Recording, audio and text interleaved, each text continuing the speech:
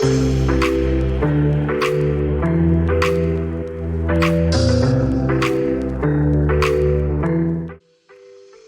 welcome to Real Estate Resource. Thanks for stopping by. Don't forget to like, subscribe, and hit that notification bell. I really hope you enjoy this video. Good morning, everybody. Welcome back.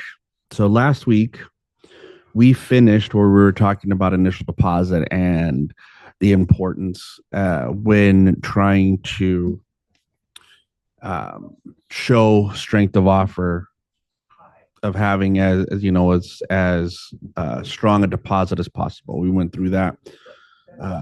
We gave some examples of why it's important of sometimes when, you can step outside of having that be your normal mode of business dealing with a buyer to do things different than these higher deposits like we talked about based on a business decision and the circumstances surrounding that buyer. And those are okay, right?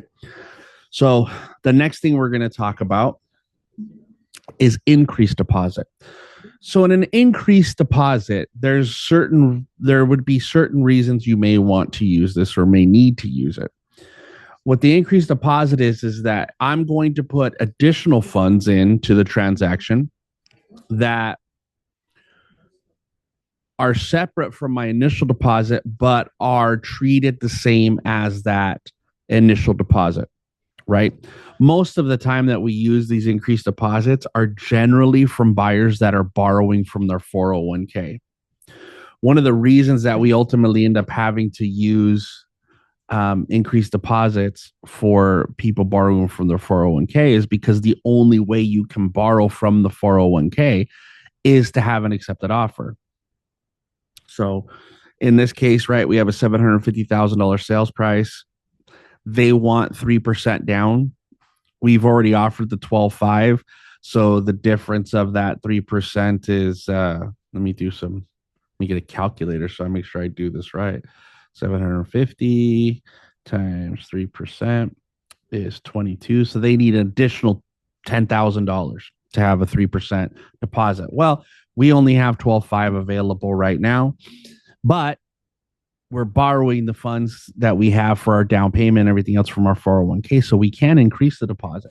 We're going to increase that deposit because we're borrowing money from our 401k in order to purchase. Once we do that, then we go to this form, increase deposit form, right? So our offer was dated 8/14 because that's when we did the last class when we started to write it. We have two choices, right? Or there's three choices. There is the default, which is when I get to contingency removal, I am going to make sure that my increased deposited funds are going to be in there, right? Because now we had an initial deposit of 12.5 and we're increasing it to 22.5. So we have to put an additional, additional $10,000 in. So we have three choices. It's additional. We're going to deposit that additional $10,000 when we remove all the contingencies, or we're going to pick a specific date. And like I had said earlier, for 401ks, it is somewhere between 10 and 14 days, right, to get that money when we submit to borrow. And the only way we could submit to borrow is if we have an accepted offer. So we have the accepted offer. In order to get the accepted offer that we need, we're going to include this for that additional 10,000. So I could say, hey, look, by the 4th of September, we'll deposit the rest. Okay. Or someone could write something in here like upon receipt of, right? Like we talked about, receipt of funds from 401k, right? Like I said, the problem with this box being checked and this amount, and we're going to deposit 10,000. The problem with this upon receipt of the 401k is there's no period of time on it. There's not a date where they're going to take action. And when that happens, when there's something happening in a contract where it doesn't have a specified date, it's difficult to use a notice to buyer to perform if they're not performing. Okay. So If you're writing an offer like this, I understand it from the buyer's agent's perspective. I'm writing it like this because I'm doing what I can for my seller, for my buyer. If I'm the listing agent and I receive this, I'm going to counter it, and I'm going to do it either by a specific date, or I'm going to leave it like it was.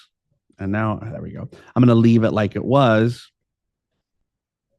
at the contingency period removal. Either way, because then what happens is I have an ability to use a notice to perform for that. Okay. So now we've added that. The combined total of the initial deposit is increased to, now it's going to be $22,500.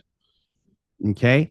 And now that amount, which is 3% of the purchase price, is now part of liquidated damages, just like that initial deposit would have been if that were the only thing that we were including.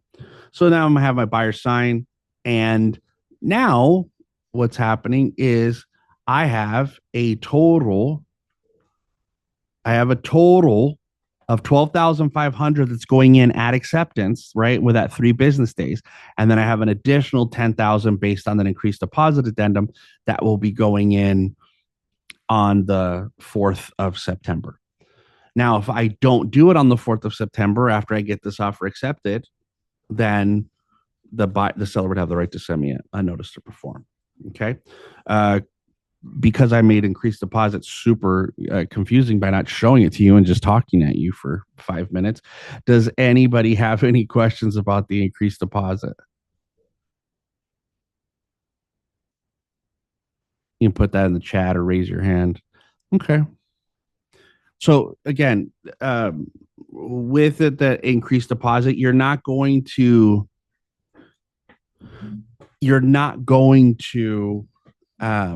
use that often.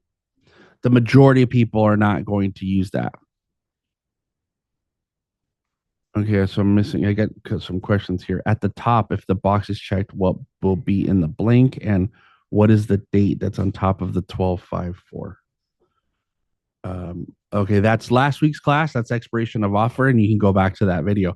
At the top of the box, I'm assuming you're talking about the increased deposit form. So let me go back. At the top, if the box is checked, what will be in the blank? So if you're talking here, if I check the box for a specific date, there's going to be a date there. If I check this box, nothing needs to go in this space. If I don't check this and I leave this blank and I want to have some other thing that happens, right? So, well, like I said, the funds are accepted.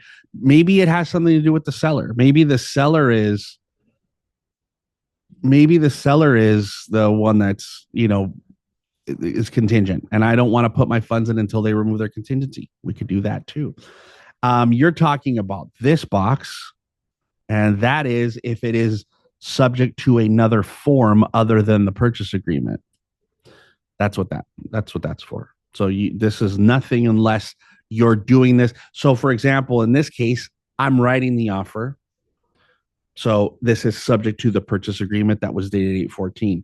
If for some reason I didn't initiate this and the listing agent were now to counter me, they would make this subject to the seller's counter instead of the purchase agreement.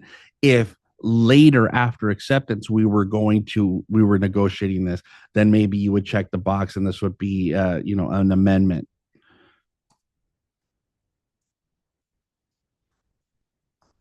That would be right. So let's say it's that, because we're doing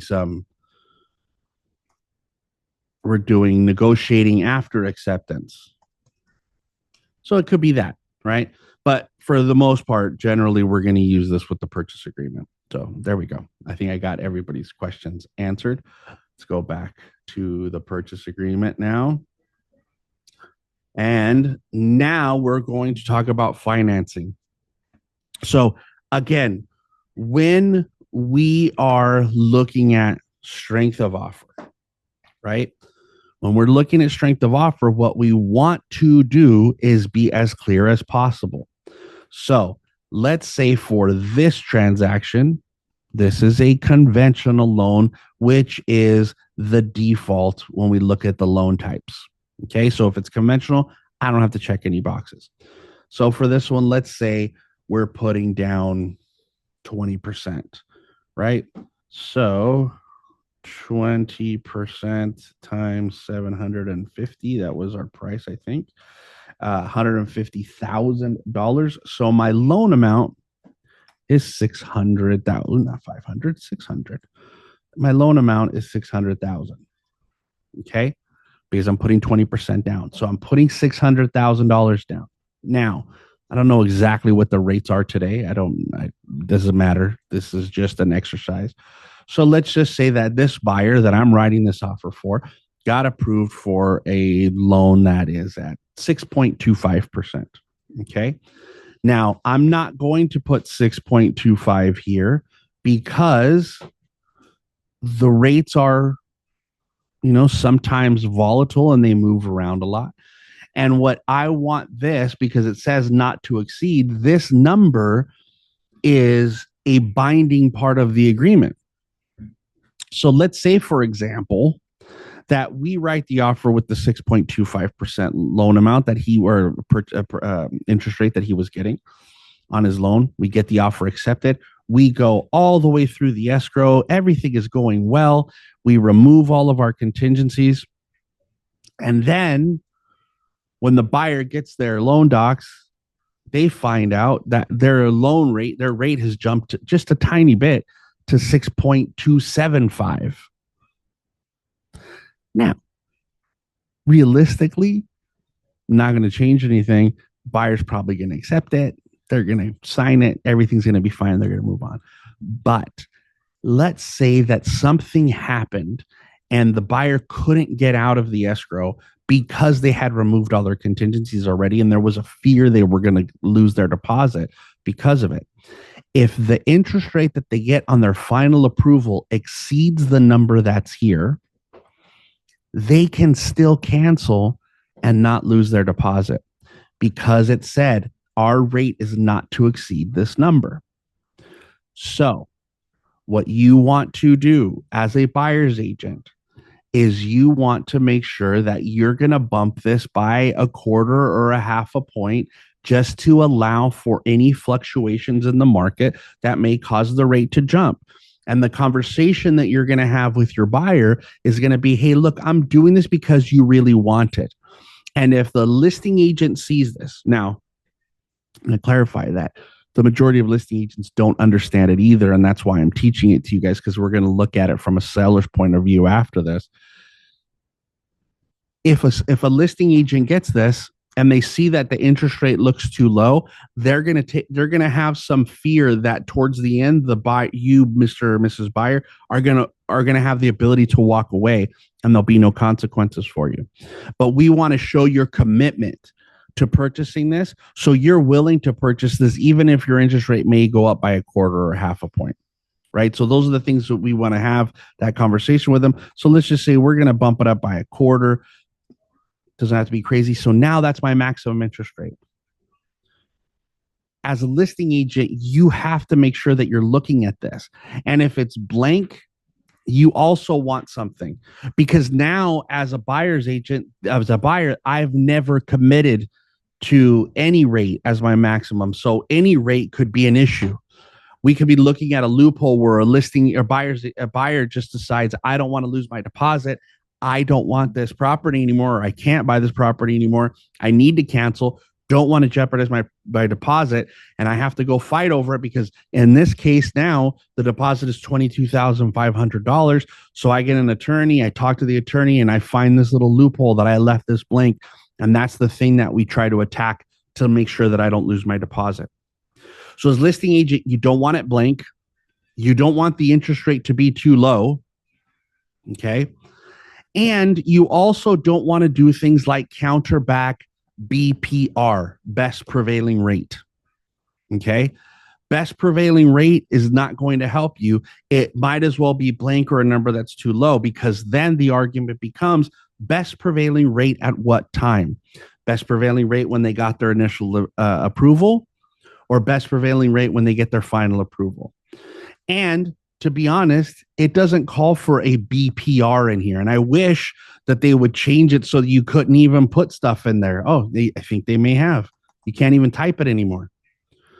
So it calls for a number, and you should not be leaving it blank. Okay? So please, if you're the listing agent, pay attention to that section.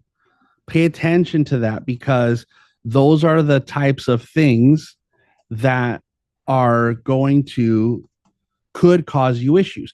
And the reason I know that could cause you an issue is because it happened that to an agent in this office that accepted an offer with an extremely low interest rate, because the buyer and the buyer's agent and the lender, who were all friends, they guaranteed that they were getting this amazing low rate because they were all friends. And when it got to the approval time, they didn't get the rate that was quoted in this contract, and our agent didn't counter it. And that buyer was ready to walk, and they would have had the right to walk and not lose their deposit. Okay, in the chat, did you say specified rate will protect my buyers even after all contingencies have been removed? If it exceeds the rate that's in there, yes. Yes. Remember, this is a binding part of it. It says fixed interest rate not to exceed. If it exceeds, now I can't perform based on the terms of this contract. And that's why you guys have to be aware of that. So it can't be blank. And if it is going to be blank, right? If you get it blank, and let me get out of this real quick so I can show you. If it is going to be blank, or you receive it blank as a listing agent, and you go here, you would say that you have two choices. I'm going to counter you and say buyer agrees to accept the maximum fixed interest rate of, and I'm going to talk and find out what the current rate is, and I'm going to bump it by at least 0.5%. Okay? I'm going to do that at least 0.5%. Hold on one second.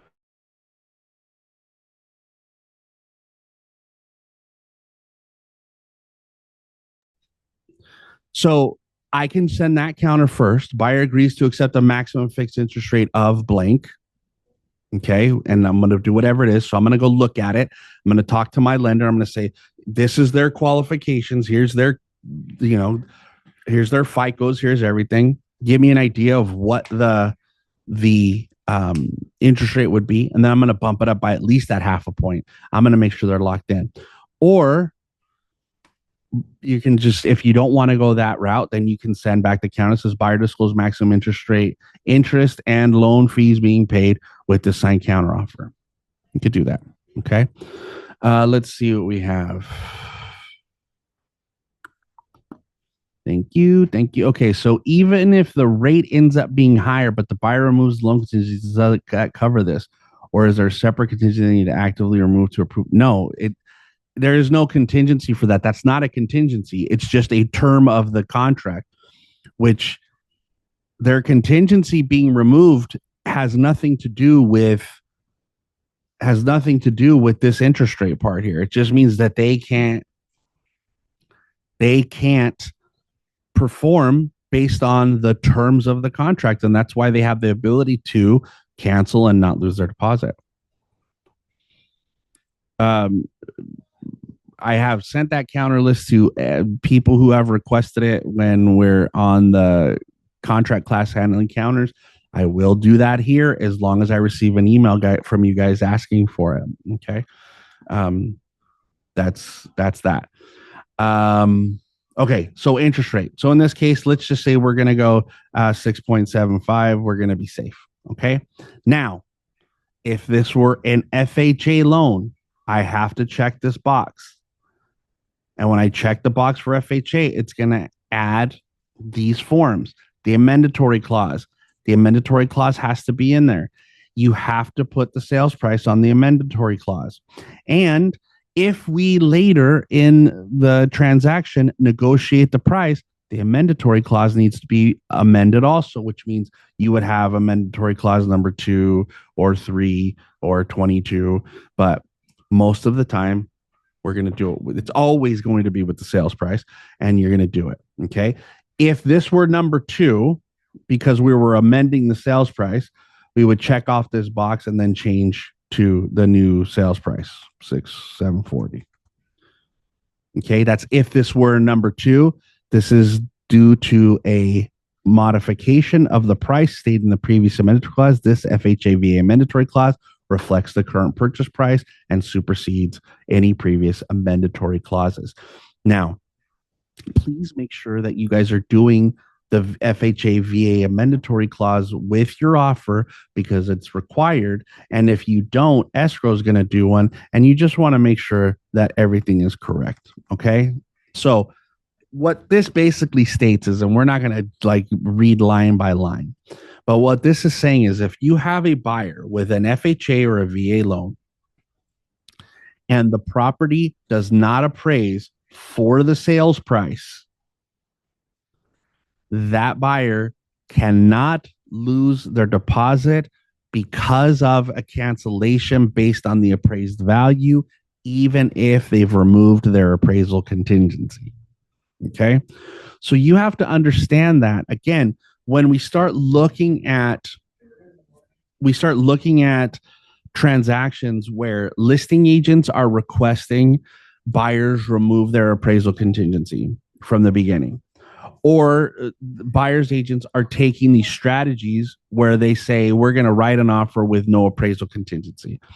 When we have those, and those are FHA borrowers, those buyers, that's what they're getting their loan as FHA, they have this protection. So it doesn't matter if they remove their appraisal contingency or not. And so the part of the issue when we have things where we're trying to dictate to a buyer or put pressure on a buyer, or we're trying to, as a buyer's agent, so say, oh, well, if I don't have an appraisal contingency, I'm going to be more attractive. You have to understand as the listing agent that if you get an offer that's FHA and it has no appraisal contingency, but it's FHA, they still have an appraisal contingency basically, even if they've removed it. So you've got to be aware of that. So that's got to be a conversation, because if you don't have it, then your seller's going to be really upset with you when the deal falls apart if it doesn't appraise. Okay. So FHA VA mandatory clause has to have the sales price, the legitimate sales price. And I know in the past, mistakenly, I have told you guys as listing agents, hey, counter it and lower it back to list price. You can't do that. I was wrong. And I told you guys that a long time ago. But ever since we've started talking about this, I've changed it since I learned my lesson. Like we all learn, while we're doing things, and we find out the right way to do things, and that's how we move forward. So that's what happened. I made a mistake when I was originally talking to you guys about this back, 2 or 3 years ago. I've now changed the way we're going to approach this. So if you've heard it different from me in the past, that's why, because I was wrong. And so now I'm making sure that I'm clear on the right way.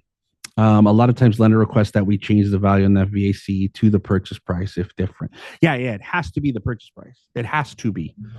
Right. So if you try to do anything different on the FVAC form, that the lender's not going to allow it. It has to be the sales price that you're actually doing it at. So if later on we reduce the price or we increase the price, have to do a new one of these. Okay. All right. So make sure that that's included. The other thing that's going to be included is, for your protection, get a home inspection. It's required. So it just goes through about them making sure they're getting their home inspection, that they understand, because it's another thing where buyers and buyers agents think, we'll just remove our inspection contingency. We don't need to do a home inspection. This is just one more thing where FHA, VA, they're saying, hey, just make sure that you understand what you're doing. It's in your best interest to do that professional home inspection and know what's happening with the condition of the property. So those two forms, as soon as we check off that box for FHA financing, they're going to be added. Same thing with the VA. Okay. Those are going to be added. Seller financing. If you are doing seller financing, there is a seller financing addendum.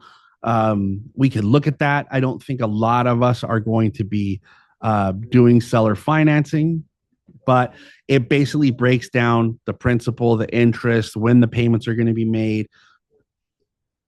the charges for late payments. If there's a balloon payment, is there a prepayment penalty? What's my mind just went blank. So how do you handle notices of default? All of those things. So it's like setting up a note. The thing is that really for us, the only time you can truly do seller financing is if the seller owns the property outright. Okay. If the seller owns the property outright, they can do that seller financing where the buyer will come in and they'll put a certain amount down. They'll finance a balance for a certain amount of time. We'll do that. It's still written exactly the same way, except for because you know what the interest rate is, the note to the amount to exceed, the not to exceed is not as important because you're going to negotiate that change anyway. Escrow. So someone wrote, I thought escrow would handle the seller financing. Escrow does the actual physical note. That seller financing addendum is just the terms that escrow goes off of when they create that note. Okay, to be recorded. So that's financing. Any questions about financing? Any questions about the making sure that your math adds up, the whole thing? Any questions? Okay. Additional financing. Oh, by the way, if it's FHA or VA, the lender required repairs, the default is 17 days after acceptance. There is no specific form for lender requested repairs, so you have to do it in your request for repair form. So my suggestion is you get that appraisal done as soon as possible in case there are any things that need to be repaired on that appraisal so that you can submit all of your requests for repairs that you either would have from your physical inspection and the appraisal together, right? So you're not doing multiple requests. You guys have to stay on top of when the appraisal is getting done. So again, immediately, and we've talked about this as a buyer, as soon as you get that offer accepted, the next phone call's got to be your lender. Like, we got acceptance, we need to move. Get that, that disclosure letter out so that we can order the appraisal as soon as possible. I want to get it done. I want to jump on it. So you guys have to take those actions to make sure everybody's moving forward and doing it quickly. Okay. Secondary financing, the additional financing. I don't know if that'll ever come back, but this is a second trust deed. So here's your first trust deed. This would be a second trust deed finance. So that was what happened in 2008 when the market, right? That was 2008, is that people were financing 100 up to 103% of the purchase price. So what would happen is you would have an 80% first, okay? And you would have a 20% second. And let's say if that 80% first was at 6.75%, this 20% second would be at 11 or 12%. And that would basically, what you were saying was the bank was like closing its eyes and saying, oh, you have a 20% down payment. That's why you're getting this rate. When in reality, they were borrowing this, this additional 20%, this $137,000. Well, that's combined with their deposits. They were borrowing that as the down payment. So they would have two payments to make, and that's where we got into trouble. So I don't see that secondary financing like that is ever going to come back, but you never know. Banks start to get creative when they're trying to help people purchase homes. You never know, right? I mean, we see 100% financing now because it's, down payment assistance programs and things like that, but that's not financing technically because they're not paying it. There is no specific interest rate on it. They have to pay it back maybe when they sell, or if they live in it for a certain amount of time, they don't have to pay it back. It's not the same thing as what we were dealing with back then and what caused all those issues, which was ultimately the housing crash. So don't concern yourself with additional financing. There's probably not going to be any reason for you to use it for the foreseeable future. Occupancy type. It's defaulted to primary, which says in this case, this house is going to be my primary residence. If it is not going to be their primary residence, please make sure that you check off one of the boxes, secondary or investment. And the reason for that is we have to be crystal clear with this because that changes the financing. When people are borrowing money to purchase a property, if it is not their primary residence, they don't get the same benefit of the same interest rate as people who are purchasing the property to live in it.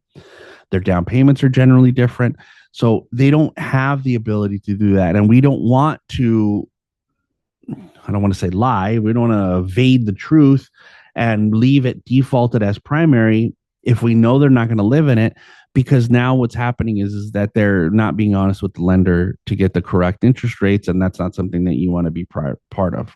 Okay, we'll just leave it at that. So this balance of the down payment is the difference between the money that I'm putting down, right? So you have the $750,000 is our sales price, minus the $12,500, minus the $600,000 that are the borrowing, and that equals $137,500. That's my down payment at the moment. But because on the 4th of September, I'm going to put, an additional $10,000 in there. It's just all of this down payment is the sales price minus this and this. That's it, because that's the balance of the down payment I have to bring in. My balance will change after I put that additional $10,000 in, but I still have, from this moment where I get this offer accepted, there's still $137,500 that need to go into escrow in order to close. So you just want to check your math, make sure everything adds up. Okay.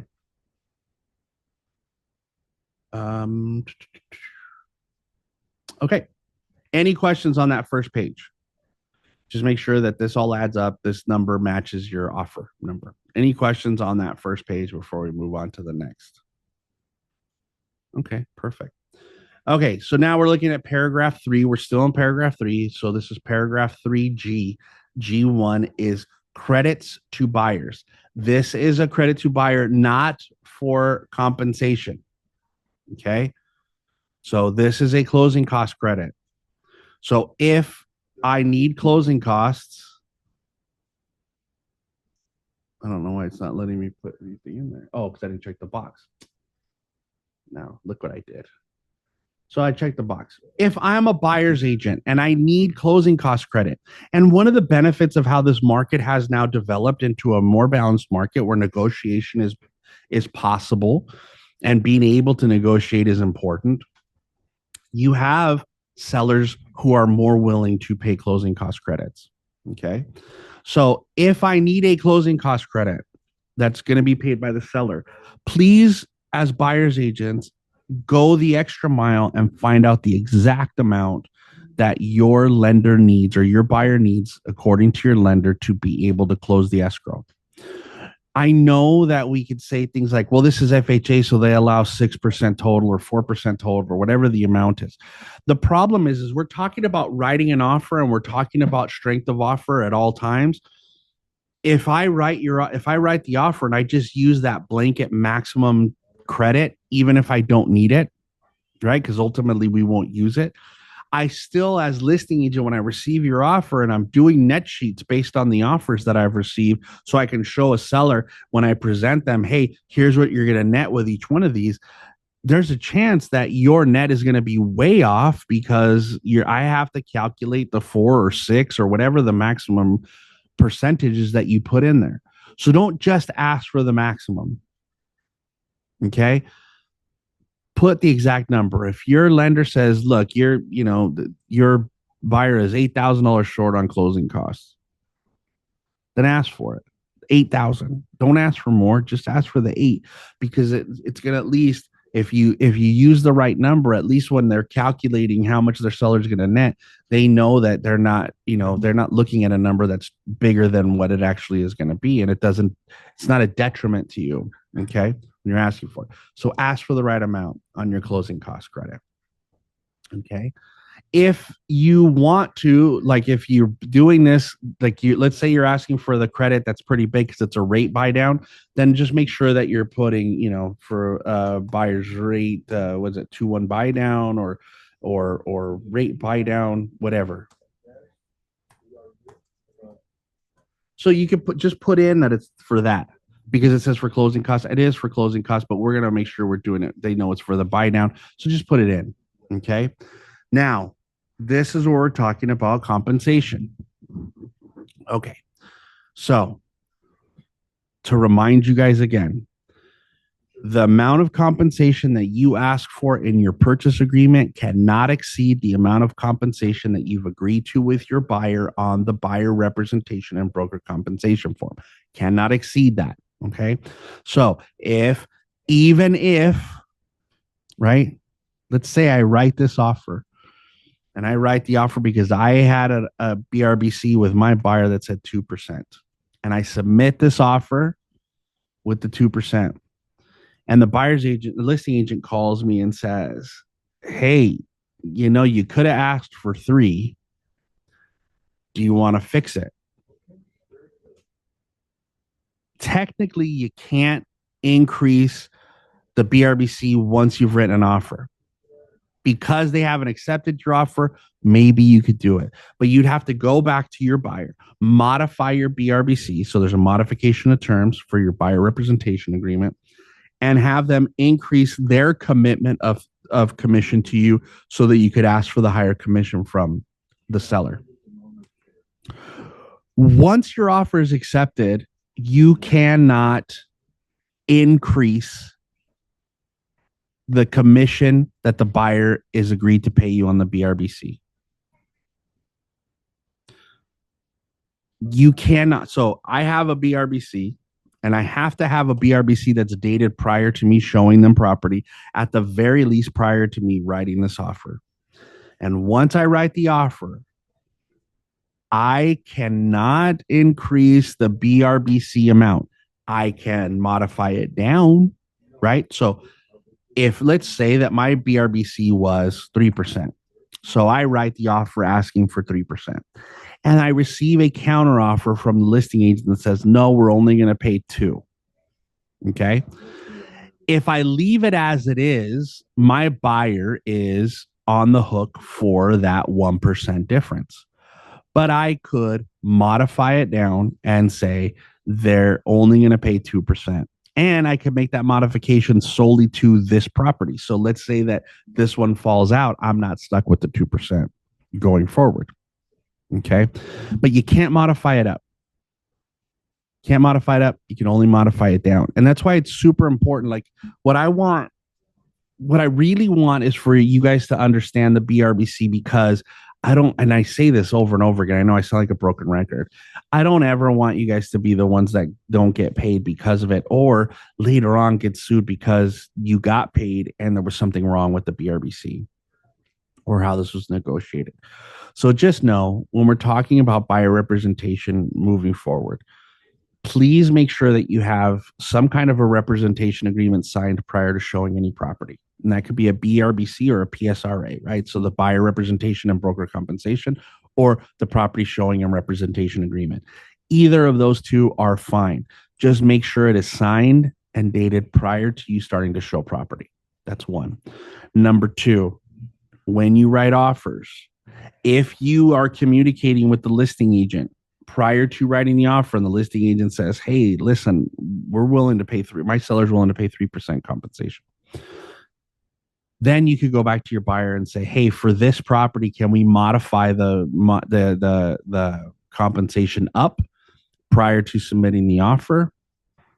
And then that way you submit the offer before, if your buyer agrees. Okay. But you can't do it after the fact. You can't do it. So keep that in mind, please. And then the reason I get concerned is because what happens is this. So now the purchase agreement doesn't require that I send a copy of my BRBC. It doesn't require me to send proof. Okay. It doesn't. It just says seller agrees to pay buyer's broker out of transaction proceeds of the final purchase price. That's it. That's all it says. No longer does it say you're based on my word, or you have to prove it. It's not there. That's why I say, as listing agents, for you guys to make sure that you're requesting a copy of the BRBC as part of your counteroffer, because I want to show proof that they filled it out properly. And the reason for that is because if there is some dispute later on down the road, and the seller and the buyer get into a legal dispute and they sue each other for something, Okay. And the seller gets an attorney or the buyer gets an attorney, whatever. And the attorneys start looking at the paperwork. And let's say that the BRBC is incorrect, right? Because if I'm an attorney for the listing agent, I'm going to request a copy of their entire file, the buyer's side, because I don't have to have a copy of the BRBC right now. I have to request that if there's a dispute. If you have it in the file because I made it part of the counter, then their attorney is going to look at it anyway. And if that BRBC is incorrect, it exceeds the time periods or the commission was different, the compensation was different in there than it was in the purchase agreement, then that's an invalid BRBC. And what could happen is your seller could then go, wait a minute, I paid a commission that I didn't have to pay. And they're going to then maybe hold you responsible for missing out on not checking on that. Okay. So again, I'm just saying that it's not always going to be right here today that somebody's going to stop you from getting paid right in the escrow. It could be a year from now when there's a dispute settled and they find out that you did something wrong and that the seller or the buyer ended up paying a compensation that they shouldn't have because it was filled out improperly. And now they're coming after you for that balance, and they're coming after you a year later for something that you did, and you maybe have already spent the money. So please just make sure as listing agent, you're reviewing the BRBCs that come from the buyer's agent, that you request them because they're not required to give them to you anymore. So that should be in your counteroffer. If your seller is paying any compensation, if you agree to this, right, or you agree to what they wrote, or you counter them back to say seller will only pay 2%, 2% of the sales price towards buyer broker compensation. Buyer and buyer's agent to provide a copy of fully executed BRBC with this counteroffer. I'm going to put that in there because now I get it back. I can review it, make sure that we're required to pay. And if it's wrong, we've already accepted the offer. Understand that. If it's wrong, I can now go back to the buyer's agent and say, hey, by the way, my sellers aren't paying you any compensation now because you submitted an invalid BRBC. And it would be the right of my seller not to pay. So again, keep in mind that you guys are doing it right. Because I'm telling you, at some point, listing agents everywhere are going to start getting smarter and sellers are going to start getting smarter. And then you're going to have a problem where someone's going to say, nope, this is incorrect. And we've already accepted your offer. So you got to move forward. And now what? You're going to cancel because there's no compensation. And then now what happens is that even your buyer isn't responsible for paying you compensation because there's an invalid buyer representation agreement. So then you're in trouble. So just keep in mind, please, just as listing agent, get a copy of it. As a buyer's agent, make sure that when you're writing your offers, your compensation doesn't exceed the amount that's in there and that your buyer representation agreements are done properly. Okay. Okay. You have your hand up. Did you mean to put your hand up in the Zoom? Yeah. Yeah. Okay. No, in the chat. Okay. Okay. All right. Moving on.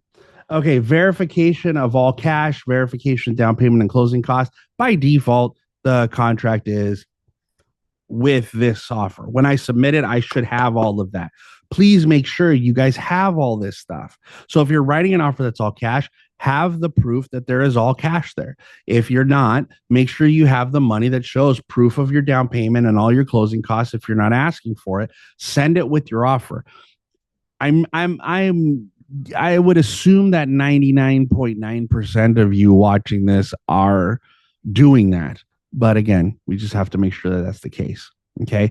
We're talking about strength of offer. Submit everything. Submit it all. And like we talked about with the increased deposit, a 401k is your proof of funds. If that's where it's coming from, send them the statement from that 401k. Okay. Verification of loan application. That's your pre-qual, pre-approval, underwriter approval, whatever it is. Just please make sure you check the box for what corresponds to the letter you have from your lender. Please make sure that you have that. If you don't have that yet, don't send offers. One thing I will say to you guys as buyer's agents, and I'm hoping that the BRBC, having to use it properly, I'm hoping that causes more people to do buyer consultations. sometimes buyer's agents jump the gun a little bit, right? Like they put the lender and the buyer together, and the lender's doing the work to get them qualified, and then the buyer's agent already takes them out and starts showing them property, and then writes an offer and says, I need a pre-qual letter, pre-approval letter right now. And the lender doesn't have everything they need to get them the right pre-qual, but they write the letter anyway. And then what happens is that you put all the pressure on your lender to make sure you can get them qualified in that first 17 or 10 or whatever crazy number you've been countered. My hope is that all of you as buyer's agents, now that you have to do the BRBC, will take the time to, hey, I set an appointment with Abel, my buyer. This is what we're going to do, Abel. We're going to sit down. I'd like to meet with you. It's going to take us about 45 minutes or so. And what we're going to do is we're going to go over the whole process of purchasing. We're going to go through what it looks like once we write an offer, how we're going to work together and show, and we're going to talk about how my compensation works. And if you feel comfortable and confident to work with me, then we'll sign some paperwork. If you don't, then we'll go our separate ways. And then set that appointment. And then maybe prior to that appointment, what you say is, hey, by the way, if you can, my lender is going to be here, an hour before that. So can you meet with my lender or talk to my lender over the phone and give them, here's all the documents that they're going to need from you. You could get that to them so that they can get your qualifications ready for the time for us to sit down, so we can really talk in some detail about your buying power and where you can and can't buy, and make sure that things work and that we do the best job that we can for you. Now I've done that. And so now I can get a legitimate pre-qual or pre-approval or whatever it is from my lender, sit down with them, have all that stuff ready before I go and show them property.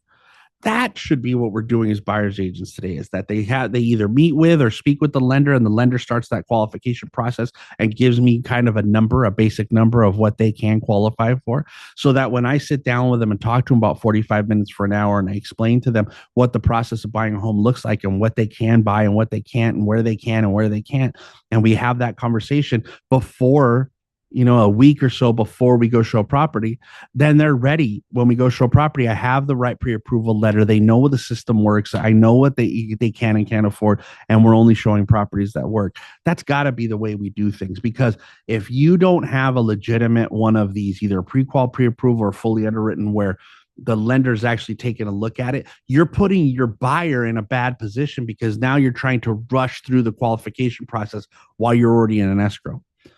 And I've seen it so many times where they don't finally get that qualification. And then you have to cancel because they're up against it. And then they don't find a house that matches that one. They were so excited because that's their first one, Virginia's masquerading as Richard on here today. Let's see. I have a VA offer and the BRBC shows zero compensation. Buyer will not pay agent's compensation. How can I handle this? That agent can't get paid. If their BRBC shows zero, they can get no compensation. That's how you handle it. So what I would suggest you do is you counter them and say, based on the buyer representation agreement, seller will pay zero compensation to the buyer's agent. Then that's up to his broker and how they do things, whether or not that agent can still continue to represent them. But no, you cannot pay them. If that BRBC says zero, you can't pay them. That's the same thing we just talked about. If your seller finds out that he paid them, while they had a zero on their BRBC, he could come to you and say, why did you make me pay when they didn't have the right to get paid? And it's going to be your fault. So yeah, do not. Okay. Let's see. What time is it? 11:54. Let's talk about the final walkthrough quickly, and then assignment requests. You know what? Actually, let's save that. Let's just save that for next week. I want to finish this in a timely manner, but it's good. We're talking about stuff that's important for you guys. So let's stop there and let me give you guys a moment for any questions that you may have. Anybody, you could raise your hand, put it in chat. If you guys have any questions, hopefully I can address them. We have a couple minutes so that we don't feel rushed. No? Okay. So again, we're going to continue to go through this, and we're going to, whenever a new amendment or addendum is called for, as we go through and talking about writing the offer, we're going to look at that one too. So that's why I decided to stop, just because next week when we do assignment request, since there is the assignment of agreement addendum, and we're going to do that, I want to bring it up so that we could talk about it. Thank you guys for being here. I appreciate it. We're going to continue this next Thursday. And again, like I said, want to make sure that we're going through and looking at all the documents that are associated with the parts that we're talking about.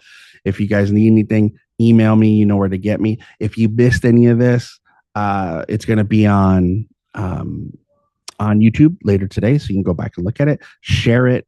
Subscribe if you haven't already. Make sure other agents out there are getting the information that you guys are getting. I appreciate all of you guys being here. Thank you so much. Sorry for the technical difficulties that I was struggling with, and I will see you guys all soon. Be productive.